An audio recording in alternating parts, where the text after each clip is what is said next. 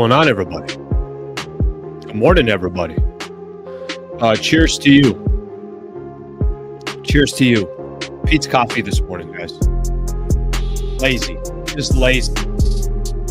Lazy SOB this morning. Could have made my own coffee, decided not to. It's okay, it's Friday. You know, let me kind of enjoy my life as well. Let me enjoy my Friday.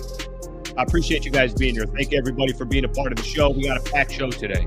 I don't have a guest, but you got me for an hour, and I'm looking forward to talking some hoops with everybody here. Hoops Talk with Alan Sliwa. Have you not subscribed yet to the podcast? Can you please subscribe to the podcast? I greatly appreciate that. Thank you to everybody that's been tuning in here since we got back to Monday through Friday. What I start October 1st. People like, what the hell happened to you? All right, I told you guys. Once we get get wrapped back around NBA season, I'll be back full force. So thank you for the support of the show, and I appreciate you guys hanging out on this morning.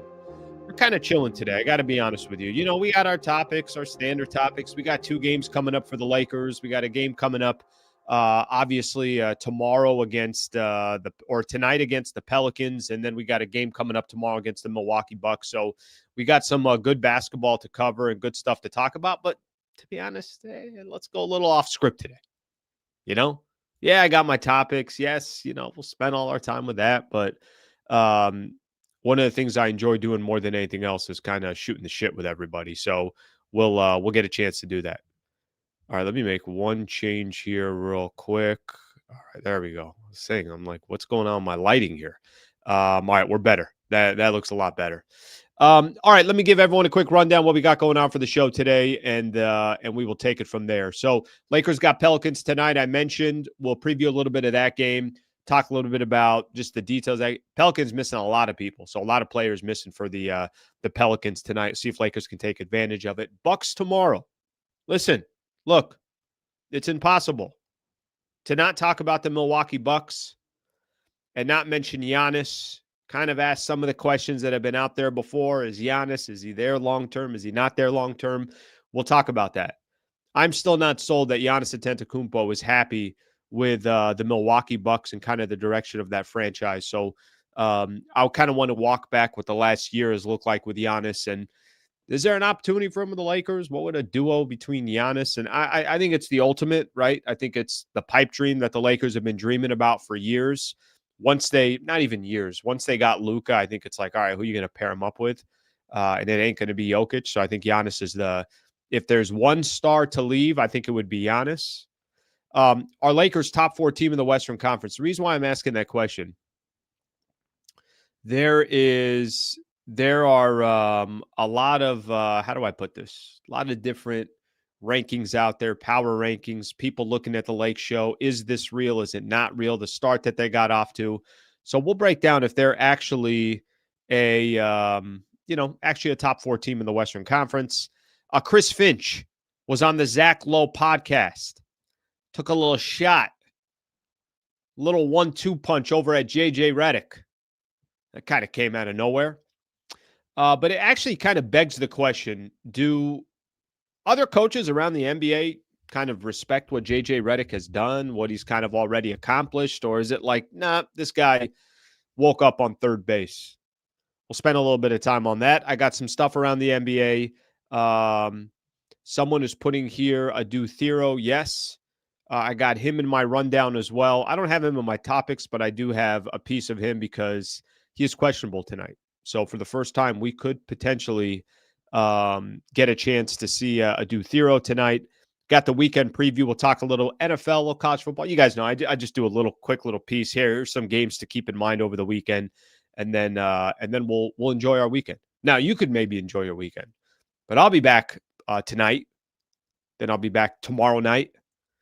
But I'll be enjoying my weekend as well. I mean, come on, what am I really doing? Using a microphone to break down an NBA basketball game? Let's just say life's not too bad if that's my day-to-day job. So I enjoy doing it as well. All right, let's take a look at some of the comments here before we get the show started. Thank you, everybody, for hanging out. You know what I do kind of find funny? You guys are the real ones, okay? I don't give a you-know-what about the other ones that will come in when the Lakers are sitting at 7-2 and they're excited about the Lakers winning, and they're like, oh, let me just jump on that train. The ones here today on a Friday that are like, listen, Al, win or lose, we're going to show up to work the next day. We're going to come in and we're not going to bitch and complain. These are the real ones right here. Okay? I know how this works. All right, let's take a look at some of the comments here. All right, let's, how do I want to do this here? Yeah, let's take our time. You know what? I'm going to be honest with you. We are going to start the show before I get into the Pelicans, the Bucks, the Giannis conversation, all that stuff. I'm going to take my job I'm going to take my time. Just kind of, let's read some of the comments today and take a shot here. Okay, let's get this one. Giannis is not coming to LA. Lakers will be used as leverage by all the agents. I got to be honest with you. I don't fully believe that. I don't. And until Giannis Antetokounmpo, and I know that's going to be one of our topics later, why wouldn't Giannis consider the Lakers? If the guy is going to ask to get traded, if he doesn't want out of Milwaukee, if he's mentioned some of these other big markets and how it's not a bad thing for some of these players, superstars, to be in big markets, why wouldn't he consider LA? I mean, genuinely, why wouldn't he consider the Lakers, especially because Luka is here now? We'll get back to this one a little bit later, but I think to just assume that the Lakers got no shot at Giannis, I don't believe that. I genuinely don't. And I think there's going to come a time where Giannis is going to want out of Milwaukee. And whether that means the Lakers have the best trade package or not, probably not.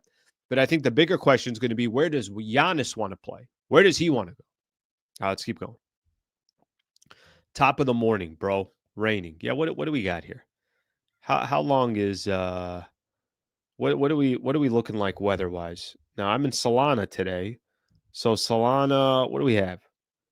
A 75% chance today, 75% tomorrow, Sunday 25%, Monday 7. We didn't sign up for this. We didn't pay these astronomical rates to live in Southern California for rain. And then you always got the people that say we can really use the rain. I'm starting to kind of trend more towards that person. All right, let's not do that one. We already did that. Morning Slee. Yeah, we're chilling today, guys. Come on. What are we doing here today? It's Friday. You guys want me to actually show up to work and work hard today? I'm ready for the weekend. All right?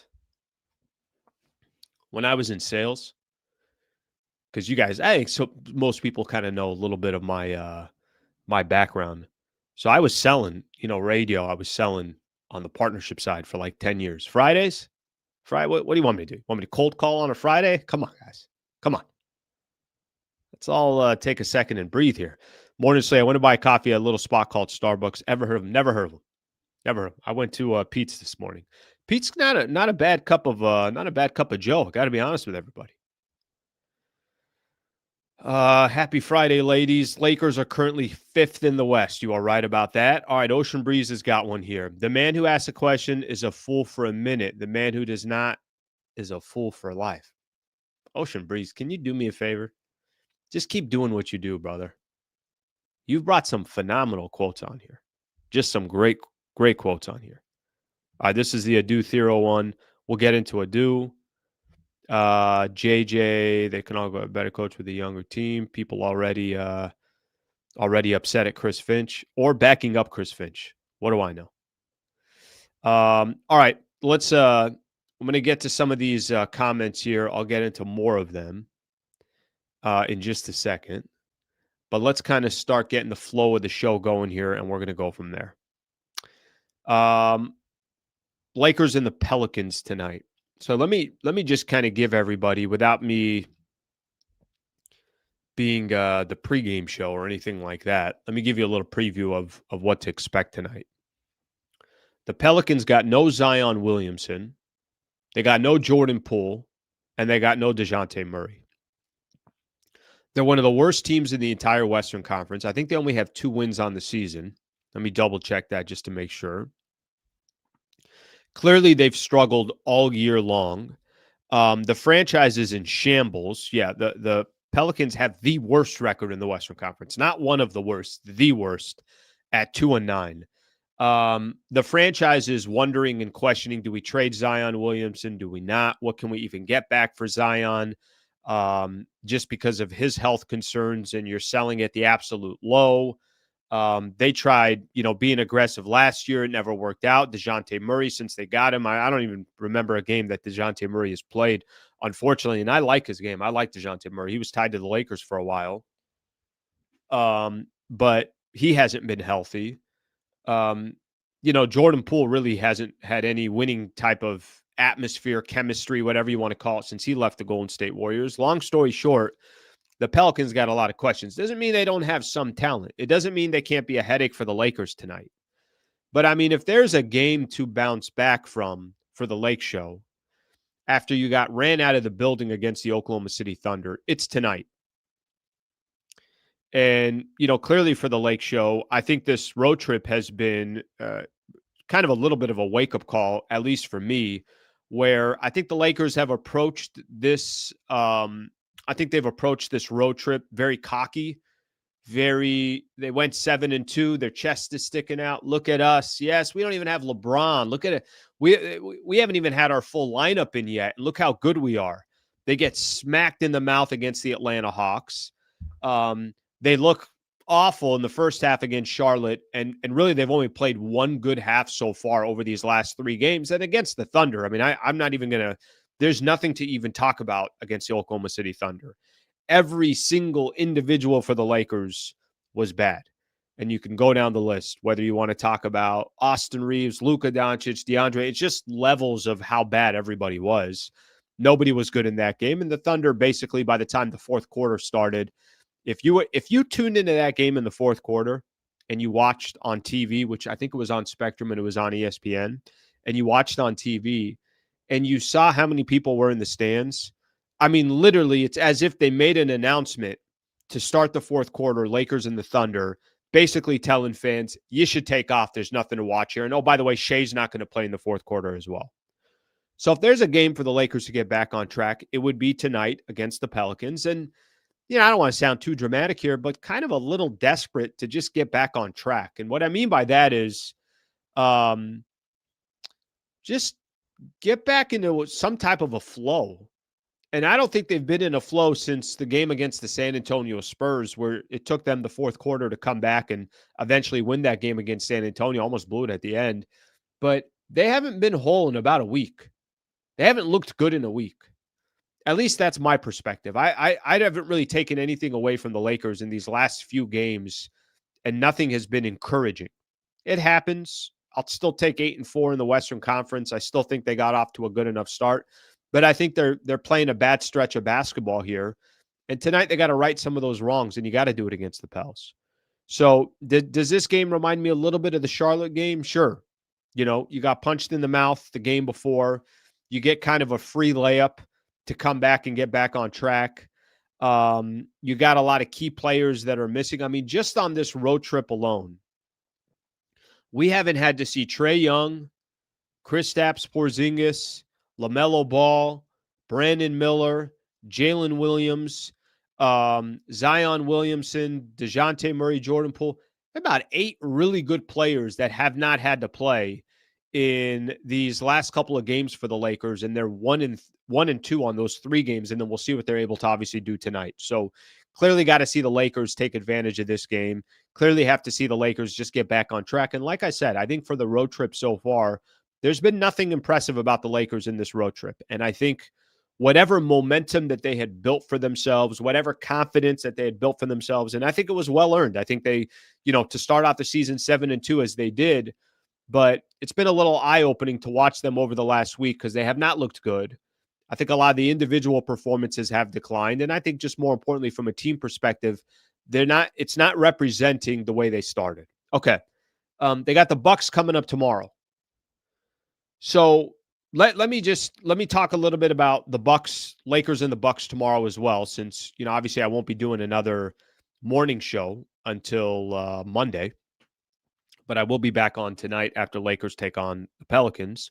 But let me just kind of set this up a little bit, and then I want to talk about, I got some other angles about Lakers and Bucks and everything else. But if, let's just assume Lakers win tonight and they run their record to 9-4 and they're 2-2 on this road trip, tomorrow becomes a very interesting game because you do have a chance tomorrow, technically, to finish the road trip 3-2. Be a pretty good road trip if they start the way they do and then they eventually go. I think anytime you're above 500 going on a 5-game road trip, I think it's a good road trip. Maybe not the best. Yes, could they potentially have gone 4-1 if you beat the Bucks? You're like, well, how the hell do you lose to Atlanta? But just put all that to the side here for a quick second. They can set themselves up tonight with a chance to go over 500, be 3-2 on this 5-game road trip. Just kind of a quick little chatter about the Bucks game tomorrow, just so everybody has an idea of this. Giannis didn't play in the last game, but the Bucks have a game tonight, and Giannis is listed as probable. So Giannis is going to be expected to play tonight. Now, they're hosting the Hornets at home, and then who they just lost to, surprisingly, but that was without Giannis. And then they got the Lakers tomorrow. So the Bucks will also be on a back-to-back as well. So, no real complaining there. Bucks will be on a back-to-back. Lakers will be on a back-to-back. Yes, for the Lakers, it's 3 games in 4 nights, but it's going to be the same thing for the Bucks as well. So I don't think anybody wants to hear any bitching and complaining about that. But expect Giannis to play tonight, and then, of course, expect Giannis to play tomorrow because why wouldn't he? He should play. So something to keep in mind in regards to that. All right, I'm going to take a look at some of the comments, and then I want to start getting into some scenarios here specifically about Giannis and what's happened over the last, I would call it 8 months to a year in regards to Giannis, and if there's any shot that the Lakers would actually have an opportunity to go try to grab Giannis Antetokounmpo, what would that potentially look like? How would that have to happen? It's impossible not to talk about it, and I'm only talking about it because Lakers got the Bucks tomorrow, so this isn't coming out of left field.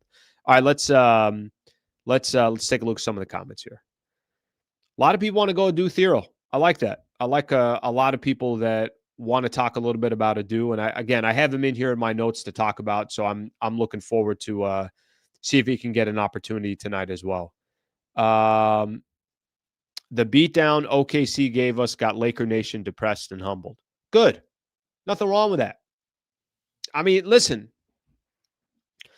I think you want to know where you stack up against the rest of the elite in the NBA.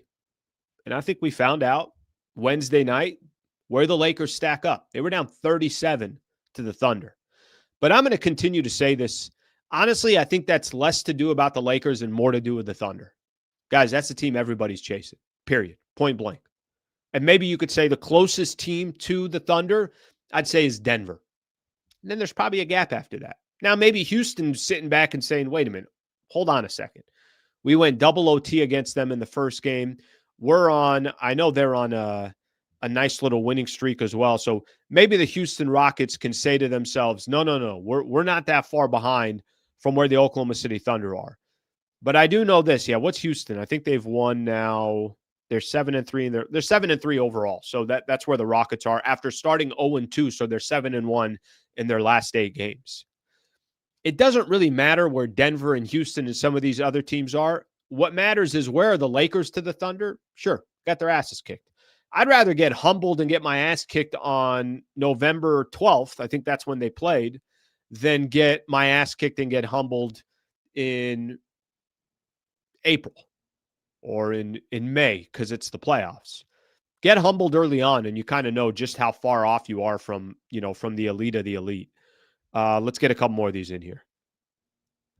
Zion Williamson, what a waste of talent. Yeah, you know what Zion's biggest problem is? He never took care of his body, ever. Even the injuries I think he's facing right now, I think stem from just his weight.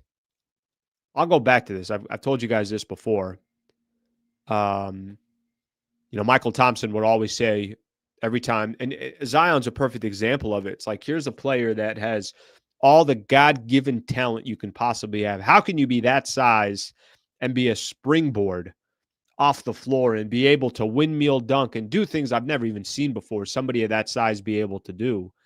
Unfortunately for him, I don't think he ever really, really took care of his body. And this is unfortunately for him and unfortunately for the Pelicans, this is what happens when you don't take care of your body. Lakers should have been humble 3 years ago when you got swept by the Nuggets in the conference finals. Lakers were humbled. What are you talking about? Lakers have been humbled here for 5 years.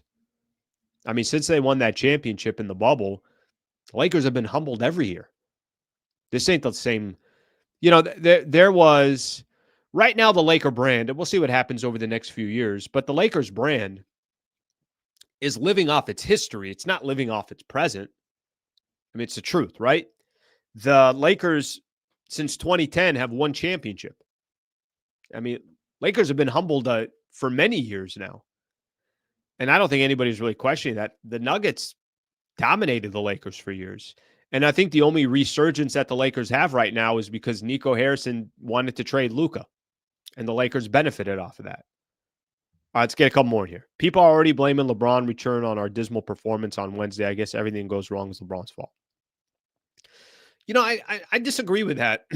I think when the Lakers lose like they did against the Thunder, I think there's a little bit. Yesterday I was on, I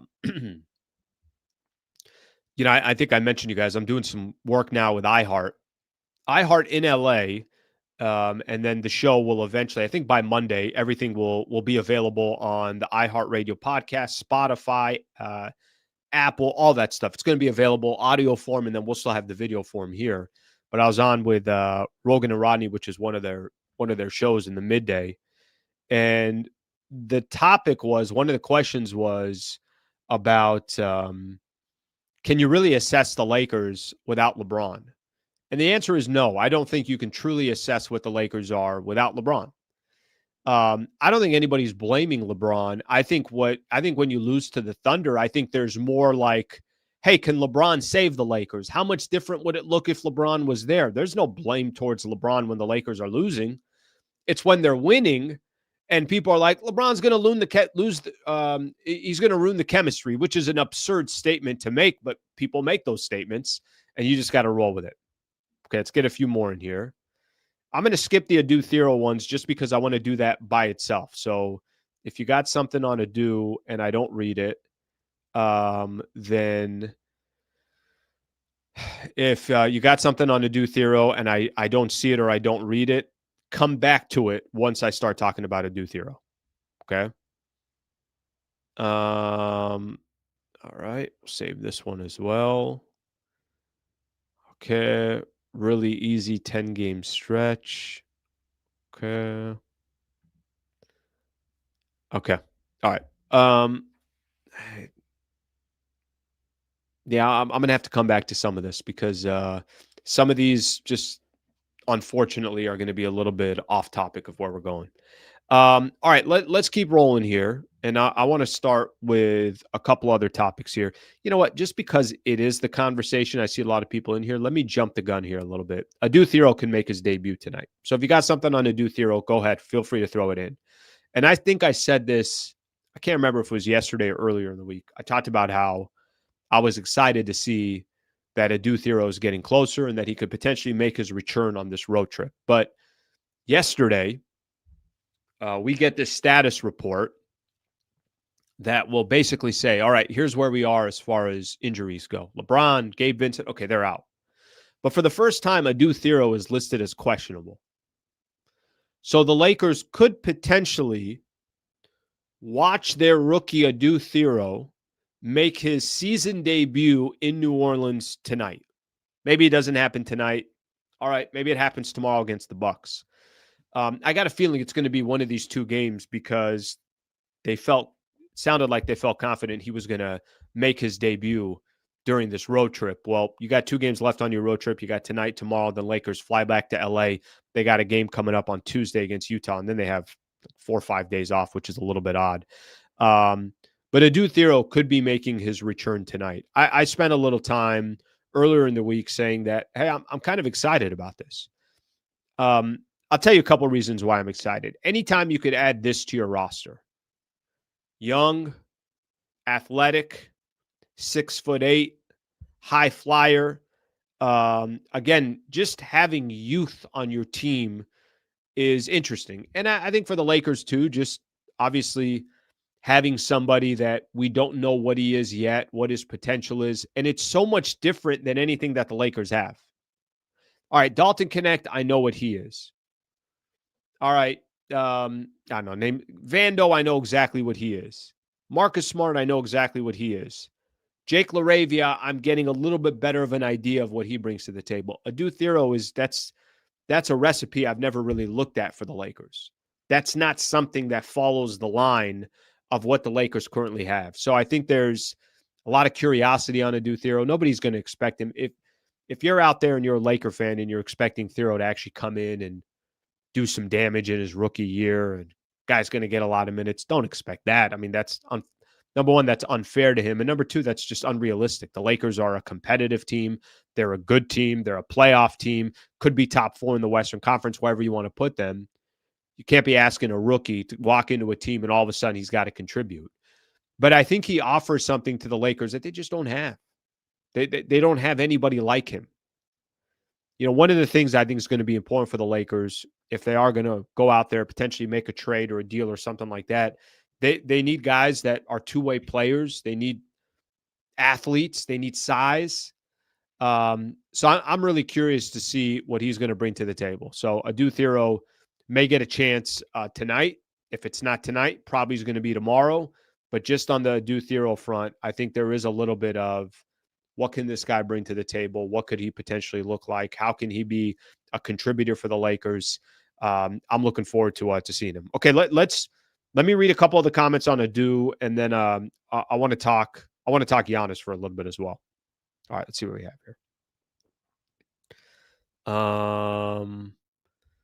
I had a couple starred here. Adou just needs a chance to earn his minutes, just like the other guys. Why you beat him down before giving him a chance? It's odd. I'm assuming that's towards somebody else because I'm definitely not beating him down.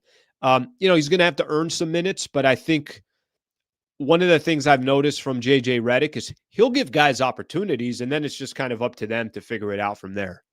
You know, he's given Bronny some opportunities. He's given Nick Smith Jr. some opportunities. Granted, that might have been because he didn't have a choice, but that's okay. That's what happens in an NBA season.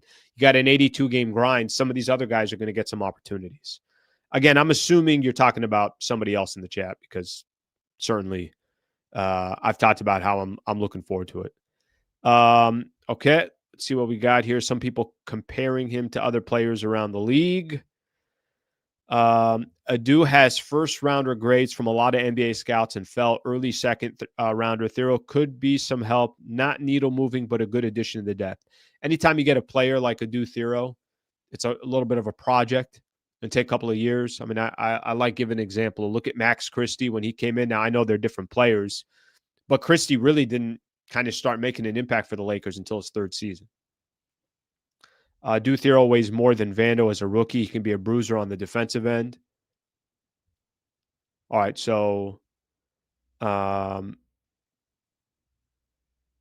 think there are now, I think people, obviously from the Thiero side, I think there are definitely some people out there now that are also kind of excited of what he could potentially bring to the table. Okay, I want to paint a picture for everybody real quick.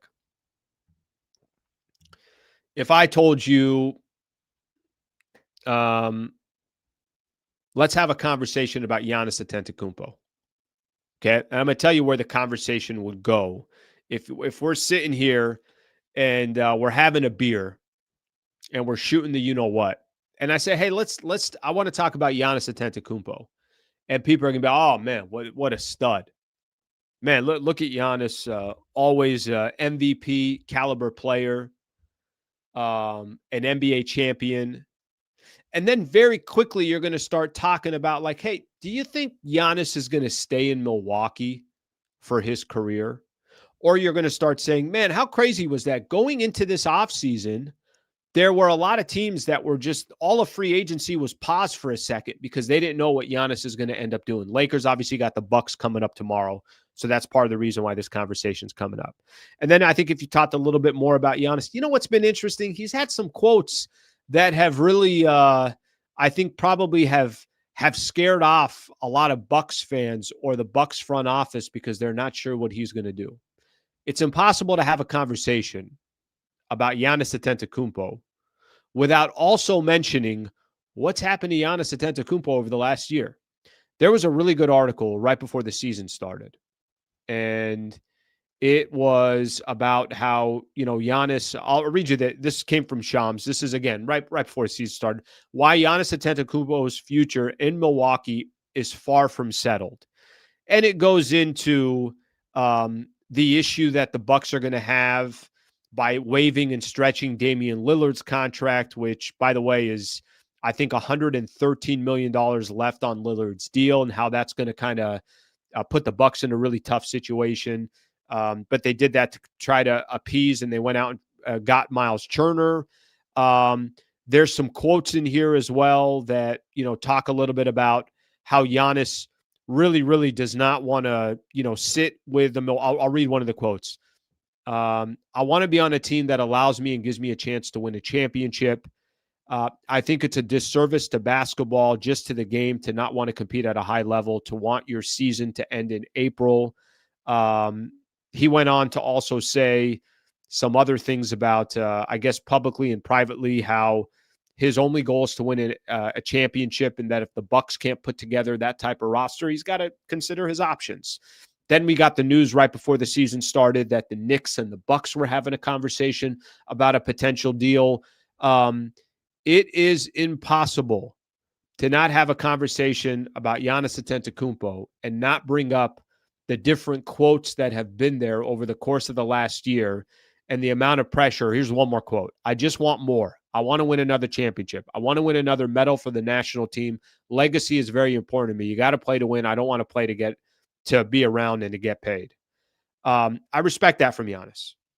I don't know if a lot of people agree with this, and I think this is why people who are not a fan of LeBron James, I think he rubs them off the wrong way. For me, it's complete opposite when it comes to this specific topic that I'm talking about. Don't get me wrong, LeBron can be annoying in different areas, but this is what doesn't annoy me about LeBron.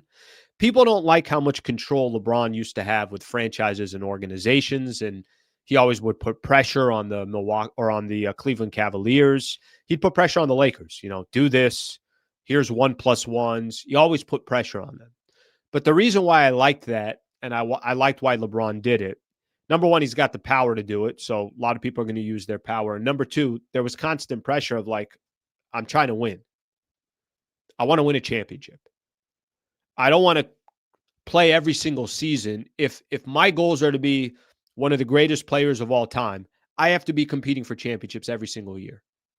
And some people took that as, well, LeBron's just trying to sway his power. Or, you know what, this is clutch trying to, push their power around and everything like that. All right, well, it kind of comes with the territory. If you got power, it's used. Franchises use it all the time. Owners use it all the time. Leverage is used all the time. That just kind of comes with the territory. Now, it would bother me if LeBron's ultimate goal wasn't to try to win, but I feel like at the end of the day, that is LeBron's ultimate goal. Yes, he wants to win. Maybe there's other things that he has in mind as well, but part of the foundation of what LeBron would be pushing for is to compete. And what Giannis has done to the Milwaukee Bucks is very similar scenario.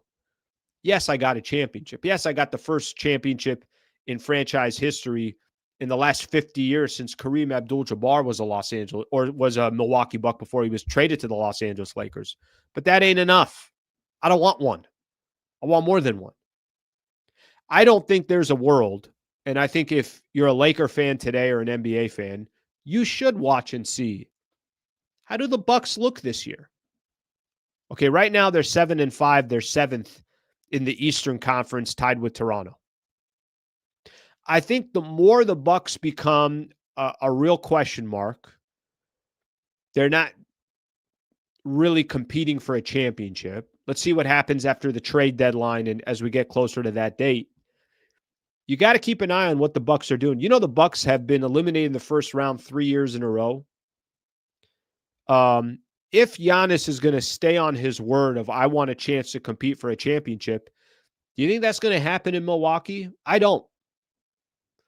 Does that mean that the Lakers are going to have this clear path to go get Giannis Antetokounmpo? Probably not. But do I think there's a better than 0% chance that Giannis will not only ask for a trade, but that the Lakers could be in the mix as a potential destination? I do. I'm going to go back to saying this, and nobody can read Giannis's mind. Nobody knows what Giannis is going to end up doing. Nobody knows if Giannis's number one goal is to go play for the Knicks or go play in Miami or go play for the Golden State Warriors or maybe to go play for the Los Angeles Lakers. I don't know. I'm just naming franchises that have had some history of success or franchises right now that look like they can compete for a championship. By the way, maybe he's saying, no, I want to go to San Antonio. I want to go play with Wemby. Maybe the Oklahoma City Thunder are sitting back and saying, we got every asset for the next 5 years. We'll go get Giannis. But I will just leave this window open for the Lakers as well. You got new ownership that clearly knows what they're doing if you're keeping an eye on that group. You got one of the best young players in the league that plays a position that would really, really, really elevate your game even more, and you guys can complement each other in Luka Doncic. You got LeBron that's going to eventually come off the books. You got a historic franchise that's known for winning championships. I don't think it's a 0% chance. I would just say watch what happens with Milwaukee this season, and there's a reason why all those articles and conversations and chatter around Giannis, I think it's all real. All of it is. I think the Bucks are on the clock. I think the Bucks are not going to put together a championship quality team. And I think Giannis is eventually going to look back and say, all right, I did my job here. I won an NBA championship. I'm ready to move on. Now, a lot of this is going to depend on what Giannis wants to do, because if Giannis is not clamoring to come to the Lakers, then Lakers probably got no shot at getting Giannis. But if Giannis is, I like what they're doing there. I like that Luka Doncic is there. I like his age. I like that he's one of the best in the league. And if I could pair myself with another top 5 player in the NBA, then we got a shot at winning some real championships. I don't think it's a pipe dream. Will it be tough? Sure. Will they need the help of Giannis Antetokounmpo? Of course they will. Do Lakers play the Bucks coming up tomorrow, and that's why this is a conversation? Absolutely. All right, let's take a look at some of the comments here, and then we'll keep things rolling. See what people are saying here. Luka and Giannis won't work. Giannis can't play off the ball. We saw that when Dame was there. Yeah. I couldn't disagree more on that one. Not only would it work, not only would it be the perfect duo, it would. I think it would. Let's just call it. It would work, and it's. I don't think it's a pipe dream either. I think it's the perfect scenario, and it would take a lot to go the Lakers' way in order for it to happen. But I don't think it's a 0% chance. Yeah, I don't think Jokic is going anywhere. There's a reason why I never mention Jokic, is because I just don't think he's going anywhere, period. I don't think he's going anywhere. There are flaws in every player's game. Giannis is still great, playing MVP level this season. Giannis is, I'll do this right now just because we're having the conversation about it. They do that MVP ladder every single week. So just to give everyone an idea, where Giannis is in that conversation, and really also where Luka is in that conversation. Jokic is number one, averaging 29, 13, and 11 a game. Shea is number two, averaging 32 and 6.5 assists plus 1.3 steals, and his team's 12-1. Giannis is third on that ranking. So anybody that thinks that Giannis is still not productive, how's 33, 12, and 6 work for you? Luka's number 4 on that list, by the way, 35, 9, and 9. So just from, again, MVP perspective, that gives you an idea where some of these players are.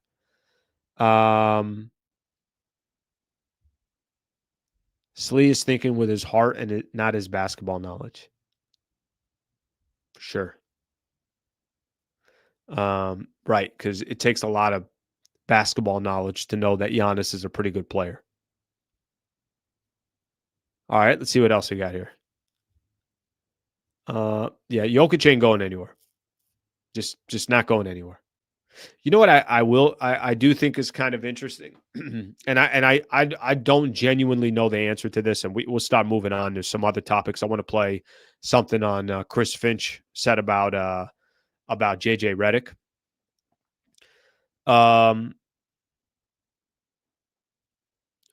What will be interesting as new ownership kind of takes over? Are we going to see changes in the immediate, or is this kind of like a 5-year plan where you're not going to really feel their impact for years down the road? I got to imagine that you're going to see changes sooner than that. Will there be a scenario where, obviously these luxury taxes now, they're just wildly insane, and all teams kind of steer away from getting into that second apron and this and that. Does new ownership come in? It's like, we're printing money here. We don't care. I genuinely don't have the answer to that.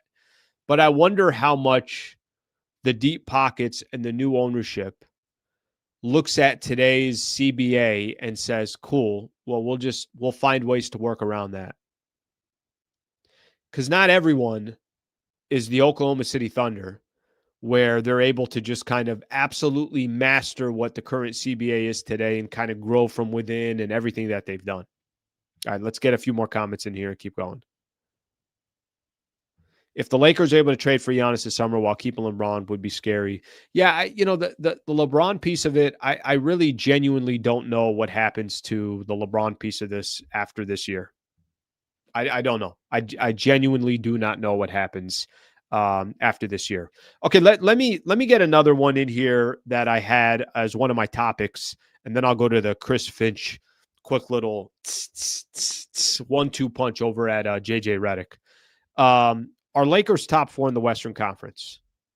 So if you look at the standings right now, I'll share this with you guys. We'll look at it together. No one else has access to this, by the way. This is just something the NBA emails me directly and says, hey, Sliwa, nobody has any idea what the standings are right now.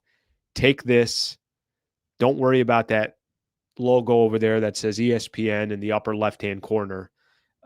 Share this with your listeners. Here's the West right now, all right? OKC 12-1. Denver 9-2, Spurs 8-3, Rockets 7-3, and then here are the Lakers 8-4. Teams right behind them too. Minnesota, since Anthony Edwards has come back, they're looking good. Give Phoenix a lot of credit. They've won 5 games in a row, so they're playing some good ball. Portland kind of coming back down to earth. So it just kind of gives you an idea. By the way, what's interesting here is before the season started, I'd have thought Golden State would be doing better. I'd have thought the Clippers would be doing better. I thought Dallas would be doing better, and you could see where all these teams are. Clippers have lost 6 in a row. Dallas is obviously in a free fall, and the Golden State Warriors just kind of hovering around 500.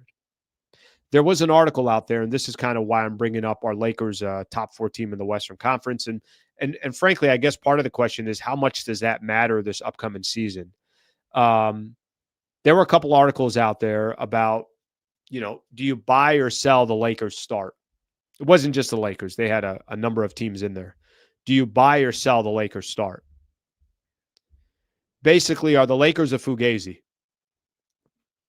All right, here was the question that was brought up. Do you believe the Spurs and the Lakers are top 4 seeds in the Western Conference? Okay. And then these are what some of the executives were saying around the NBA. Tim Bontemps was doing this. Brian Windhorst, really good article they had on ESPN. It says Oklahoma City, Houston, and Denver are really good. You only have 1 spot left, and you haven't accounted for either of them or Minnesota. So this, again, is bringing up the question, are Lakers top 4? One East scout. I'll take the Spurs because Wemby is just that good. I'd bet on the Spurs falling off was another scout. There's a West scout. I'd be shocked if Victor plays 82 games. His body just isn't built for that. So asking some of the executives around the NBA, you got some people saying, no, I think the Spurs should be there. Another executive saying, I think Minnesota, when the dust settles, will be top 4. Here's a couple other quotes out of here. Don't ask me about the Lakers until I see LeBron play and see him move and see how he looks. He isn't just dealing with a sciatica. He's hurt his knee at the end of last season and surely affected his training routine. He's never started a season coming off injuries like this before. Also on the Lakers. They are bottom 10 in defensive rating and bottom 10 in net rating as I'm looking at it right now. and they make the third fewest threes in the NBA, those are not good fundamentals. So, again, this is going back to whether the Lakers are top 4 in the Western Conference, or are they not? I will tell you this, again, this is my personal opinion. I don't think Lakers are a fugazi of the way they started this year. I think the 8-4 is 8-4. I think they're going to be able to hang with a lot of teams in the Western Conference and a lot of teams in the league. I don't think what they've done is just kind of, well, they got lucky. I don't feel that way. Has this last stretch of games been a bad stretch of games for the Lakers? Sure, of course it has. Do I feel like they're better than what they've played in these last 3 games? Yeah, I do. I mean, it is a little concerning to see the way they've played, but I'm not sure how important top 4 in the Western Conference is in the big scheme of things. I think it would be very, very helpful to have home court in the first round. But they did have home court last season and still weren't able to, get out of the first round.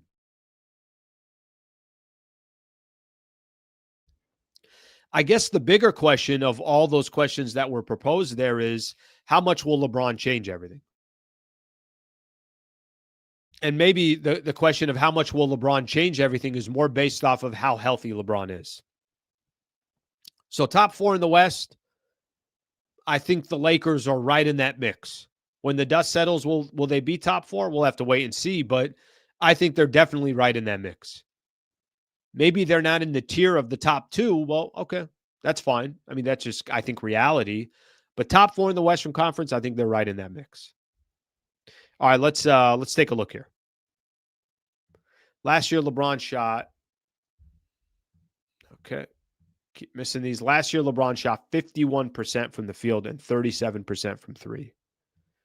All right, people still haven't let go of the 2022 old and injured Lakers. The team is legit, just not on Denver. This is a good comment. Maybe Houston's too. Everyone else that's even, they are young now. It's 2025. This is a great comment here. You could be a good team and just also not be on the level of the best in the West. That can happen. That's probably more likely of what the Lakers are right now. They're a good team.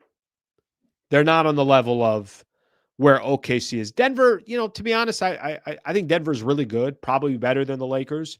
But I'd like to see the Lakers and the Denver face. I'd like to see Lakers and the Denver Nuggets face each other before I'm kind of making these assumptions of what exactly Denver is. I know they're good. I know they're really, really good. But I also saw the Lakers beat Denver last year the moment they got Luka. On the road, by the way. Let's see. Wemby will be fine. There is a little bit of me that always looks at Wemby, and every step that he makes, I'm like, is he injured? Or if he goes down, I'm like, did something happen? I think that's a natural thing to kind of think for somebody that's of his size and kind of nothing that we've ever seen before and kind of the lanky frame. I don't think that's a crazy thing to think of. So, obviously you just hope that he stays healthy. All right, let me get a couple more in these here. Bron won't help. He's slow, can't play D, and can't shoot. Yeah, I'm going to go ahead and say Bron will help the Lakers. Don't think Lakers are fugazi. They're on the second tier. Could call them fringe contenders. Would need things to fall their way, which could happen. These last 2 comments that I read, I think are the most accurate comments, or at least line up with my belief on the Lakers as well. I think they could be a headache. I think they're good. I think they could contend in the Western Conference, and I also don't think they're the top tier. That I think, and they're going to need things to go their way, or they're going to need to make some type of a move before the trade deadline. Okay, let's get a couple more here. Spurs would beat the Lakers in the playoffs. I don't know about that. I take my chances in that. I'd love to see that matchup. I mean, listen, I was saying this after the Lakers played the Spurs that I felt like that matchup it had a playoff vibe to it. It was a fun game. It was a really fun game to be at, other than the 3 hours and the 84 free throws. But yeah, I mean, how cool would that be? A 4-5 matchup, Lakers and the Spurs in the first round. You don't think the NBA would be like, wait a minute, we get Luka and Wemby and throw in De'Aaron Fox and LeBron and some other players here, we get that in the first round, that'd be a really fun matchup. I would love to see that matchup. And it would be, obviously it would be Wemby's first time in the postseason. All right, let's see what else we have. A couple more in here. I think if we have a healthy Luka and LeBron with the supporting cast, have a chance. Last year, Luka and LeBron were both coming off injuries before the playoffs. And they had a very, very, very strong regular season with 50 wins and ended up number 3. Slee never says my comment is elite. This is an elite comment right here. I don't know what your other comment was, but this one is elite. It's elite to me. All right, speaking of elite, best in the business, Brad Wallace and the Wallace firm. How about that for a quick little transition here? I want to give everyone a quick idea here. I like giving examples. A couple months ago, Brad Wallace, the Wallace firm, injury attorneys represent the entire state of California. Just about 2 months ago, an auto insurance company made a $1.25 million offer to one of Brad's clients whose case was going to trial in Palm Springs. But after Brad Wallace selected the jury and delivered his opening statement, the insurance company decided to pay Brad's full $2 million demand before the first witness was called to the stand.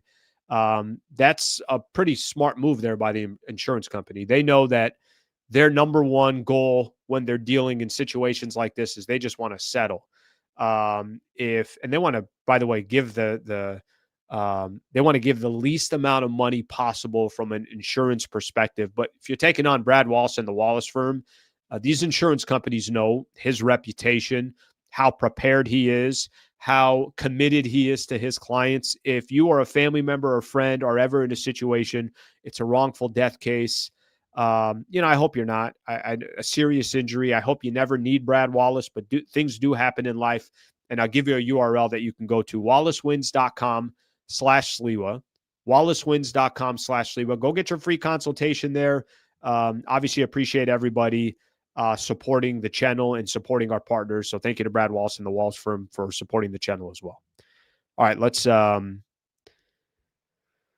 play a clip for everybody. I want to play a clip here for everybody. Chris Finch taking a little jab over at our head coach, a jab over at JJ Redick. The reason why I want to play this too is my question is more, I wonder if, the rest of the league or other coaches around the league think of JJ Redick this way. I don't know if they do, but obviously I'd be curious to know that. Take a listen here. I'm grabbing this off of Clutch Points, Zach Lowe's podcast. He had Chris Finch as a guest, part of the Ringer. Take a listen here where they're making a mention or they're talking about basically podcasters, and Zach Lowe was talking about he kind of had nothing to do when he was in between his job at ESPN. See how I can get this here. And take a listen to what Chris Finch said. 6 months. Yeah. My wife was worried about me. She's like, you're such a workaholic. What are you going to do? I was like, watch how amazing I am at doing nothing. It was great. I mean, I bet you 3/4 of these people are going to go home and do a podcast tonight, You're going with the anti-media tropes right out of the gate. I mean, it'll qualify you to coach the Lakers, Yeah. I mean, it'll qualify you to coach the Lakers,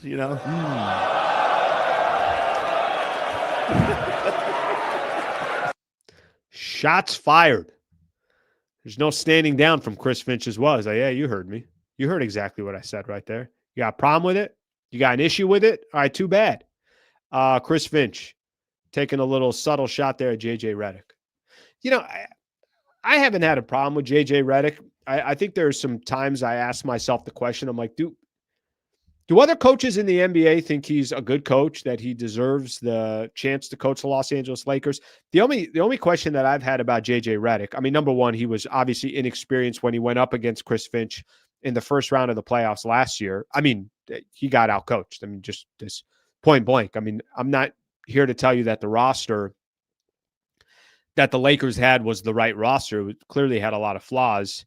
But he showed that he was a rookie head coach. He showed that by doing something no head coach has ever done in the history of the NBA playoffs, by not making a substitution in the second half and then getting angry at a reporter about asking about it.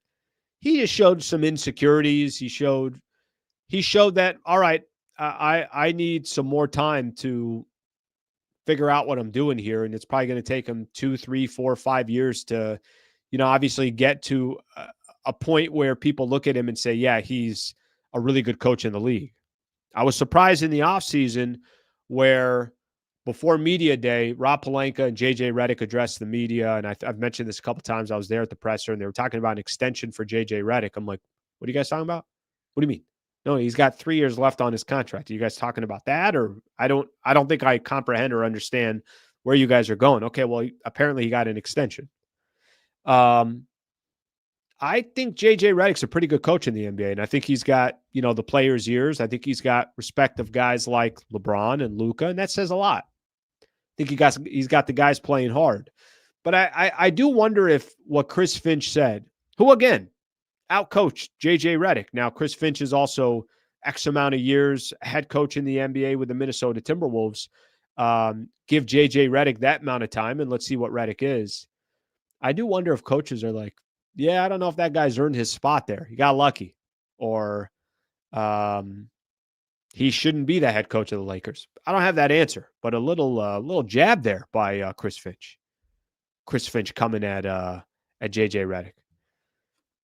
JJ Redick's going to the hospital by having to give a copay out of pocket. Okay,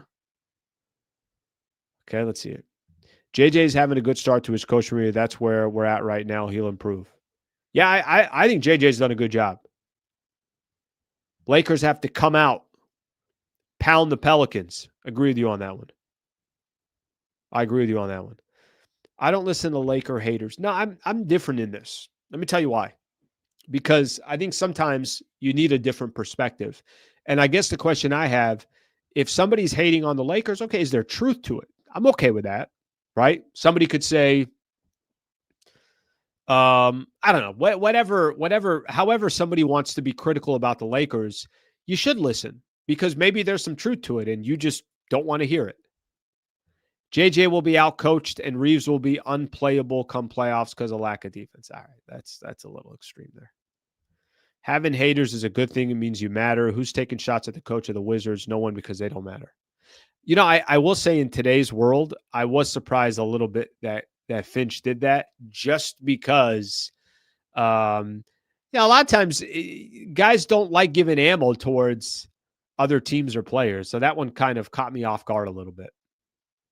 All right, let's get a couple more. Sliwa is heavily underrated. Thank you, man. I appreciate that. Subtle. I try to go dry, All right. Ham was better and was not afraid to make adjustments. First time I've heard that one. I don't think I've heard a Darvin Ham better comment in a really long time. That's a new one. I haven't got that one yet. That's great to see that. That's a first. Let's get this from MG, who's been a member now for 2 months. Shout out to the members. Thank you very much. Shout out. Wednesday was awesome. We did that little pre-show. That was phenomenal. That worked out really, really well. So shout out to the members. Full roster rebuild to mask LD and AR on defense. Luka Doncic. All right. There's a few other things that I want to do that's NBA related. I got some NBA news. I want to do the weekend recap as well, as we always do. Let's see where we are here. Get some music back in the mix here. What's everybody got going on for the weekend? I want to say I'm chilling this weekend, but I'm really not. I got some work to do. I got some stuff to handle, to take care of, and then we got a couple Laker games that we're going to mix into the mix as well. A couple things on the NBA. NBA weekend preview, and we're going to call it a week. Steph Curry ending his partnership with Under Armour. You guys see this?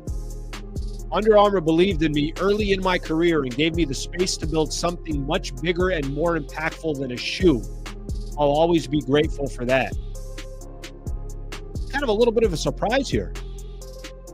Under Armour really doesn't have a footprint, if you want to call it, in the NBA, other than the Curry brand. So I guess he's been with them since 2013. He left Nike, signed with Under Armour back in 2013, and now he's done. So he's basically a free agent in the shoe game. I got to imagine he's already got something lined up if he's leaving. I have to imagine that. So we'll see what eventually happens. But Steph Curry no longer with Under Armour. Not that Under Armour was this huge brand, but definitely you associated Steph Curry with Under Armour. There's a good article out there in USA Today. Could Anthony Davis, Ja Morant be on the move? You know what it's really talking about more than anything else? That basically what teams are going to just start completely selling off. And I got some teams that you can put into the mix here. The Dallas Mavericks being probably on the top of that list. The Memphis Grizzlies being on that list. The Pelicans being on that list. The Sacramento Kings being on that list. The Clippers potentially being on that list. I just named 5 teams in the Western Conference that could basically say, let's blow this thing up. Can you imagine the player movement that can happen by the time this trade deadline comes into existence? But this article kind of goes into all the different players. On the top of that list, Anthony Davis is there. Ja Morant is there. I don't think Trae Young's going to go anywhere, but you can put guys like Zion in the mix. Domantas Sabonis, DeMar DeRozan. They got a list of so many different players that could be on the move, before the NBA trade deadline, and pretty big names. That's kind of where the West is right now. I know a couple teams in the Eastern Conference as well, but that's where the NBA is right now. That's where the league is. Good article. Again, I mentioned USA Today put it out there, so kind of interesting on that front. All right, I got a couple things here I'm going to do, getting everybody ready for the weekend, what to look forward to this upcoming weekend. Weekend previews presented by the Wallace firm. WallaceWins.com/Sliwa. WallaceWins.com/Sliwa. That's a website if you're looking for a free consultation. All right, here's what we got going on. I got a couple games I'm going to just quickly mention here. If you're chilling on Sunday and you want a couple of good games, we got them. 6-3 Buccaneers, 6-3 Bills coming up on Sunday, 10 a.m.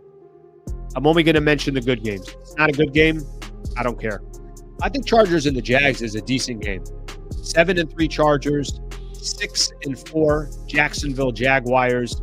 That's a 10 a.m. start as well. The game of the weekend, Seahawks, 7-2. Rams, 7-2. That game's in LA. If I had to put my money on one of those teams, put my money on Sean McVay and the Rams. So both of those teams right now fighting for the top of the NFC West. That's a phenomenal game coming up this weekend. There's also one more really good game. Actually, 2 more. Chiefs and the Broncos, 5-4 versus 8-2. Lions at the Eagles, 6-3 versus 7-2. So some really good games in the NFL. I'm looking forward to the NFL this weekend. College football, again, I'm only going to point out just kind of the top tier games here, teams that are actually ranked.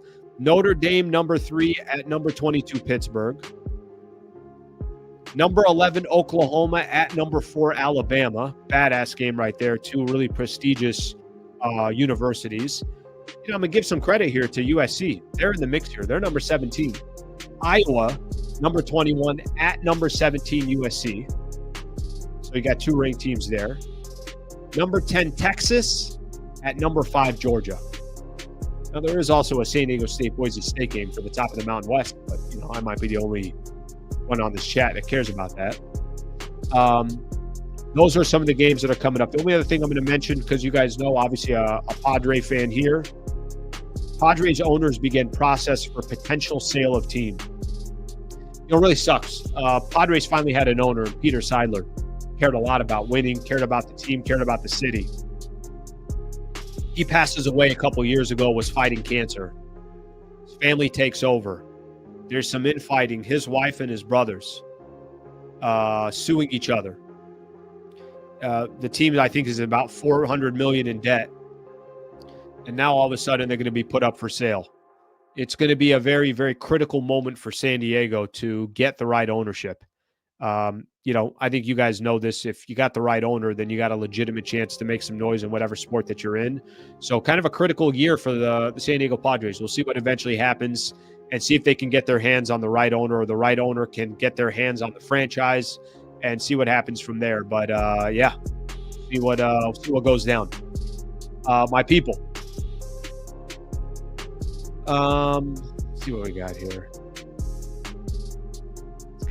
Don't let Allen Sliwa distract you from the fact that our Los Angeles Dodgers are back-to-back championships. There's no distraction. They are. I mean, they are. It's not a distraction. That's a fact. Yeah, that's a fact. By the way, thank you for the super, brother. I appreciate you. Thank you for the 5 spot right there. Thank you. They are the back-to-back champs. No one can take that away from them. We all know my Jays, my Blue Jays, for that 9-day stretch where I was so committed to that franchise and organization. We know what happened after that. It choked. And the Dodgers were clutch. Okay, let's see what we got here. So you're saying the Lakers are a fringe team. Go Seahawks. Lions versus Eagles should be a game of the week.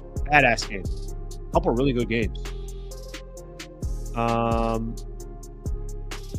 What am I doing here? Wow, no love for Caleb Slee. That's effed up. I don't even know what you're talking about. I don't know. You got to give me some more. I'm talking about Bears and the Vikings. Okay, yeah. What are the Bears? We're trying to find teams that actually are making some noise. I'm gonna be honest with you. I don't know what the Bears' record is. So let me see here. What are the Bears' record? If they're below 500, we're not talking about. Oh no, that's right. Bears are 6-3. No, I'll give some love to the Bears. The problem is who they're playing is not good. The problem is who they're playing is not good. The Vikings. Let me see here. I don't know why I'm spending this much time on Bears. Yeah, they're playing Minnesota. Minnesota's not good. All right, my people. That was fun today. Appreciate it. Show always flies by. Always enjoy doing it. Solid week from everybody. Lakers got a game coming up tonight. They're taking on the Pelicans. It's a 5 p.m. tip-off. Right after that game, tune in right here. We'll do a post-game show. Hopefully we're hanging out, relaxing on a Friday night, enjoying a Lakers win. So thank you very much for being a part of the show. Thank you for everybody who's subscribed to the channel. If you have not subscribed, please subscribe. Hope you guys have a great rest of your Friday, and I'll see you guys tonight after the Lakers take on the Pelicans.